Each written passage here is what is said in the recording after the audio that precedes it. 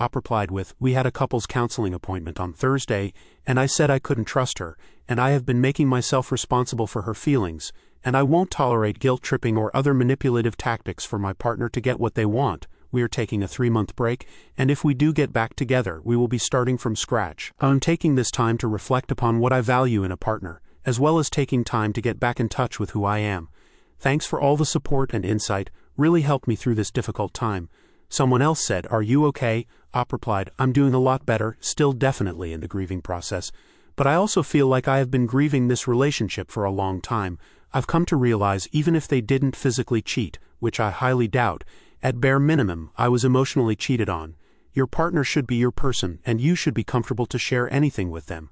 I wasn't because I knew she had no concept of boundaries and would blab about our relationship to her friends, one of them being the guy she went on the trip with.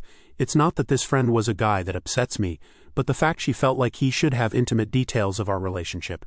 She considered cutting them off during Thanksgiving because of her assumptions that they had blocked her because she was spamming them with texts and they wouldn't respond. All in all, I am trying to pick up the pieces and learn to live for myself again, as well as trying to shed myself of my people-pleasing survival tactic.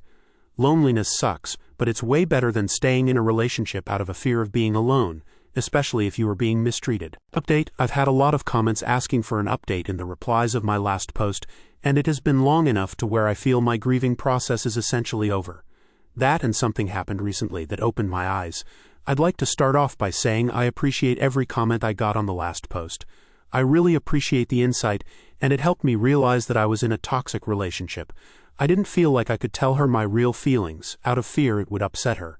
When I would upset her, she would often melt down completely and throw a pity party. These guilt trips would influence me to do things for her to make her happy. I definitely had a role in that, and it goes back to how I was treated as a child and how I developed people-pleasing behavior as a coping mechanism. But there was a lot in that relationship that I shouldn't have been putting up with in the first place. She would get weird if I had any female friends, or even if I was just hanging out with my best friend and his girlfriend, which is ironic given the circumstances. Looking back, there were very obvious signs she didn't care about me anymore. She would constantly show me TikToks as opposed to actually spending quality time with me. And when she wasn't showing me TikToks, she was texting the other guy while in my bed with me. She texted and called me a day before my birthday and told me amongst other things that we shouldn't get back together, we weren't going to anyways, and that the guy she went on the trip with and his girlfriend had broken up. I didn't really care about all this, and it just made me angry.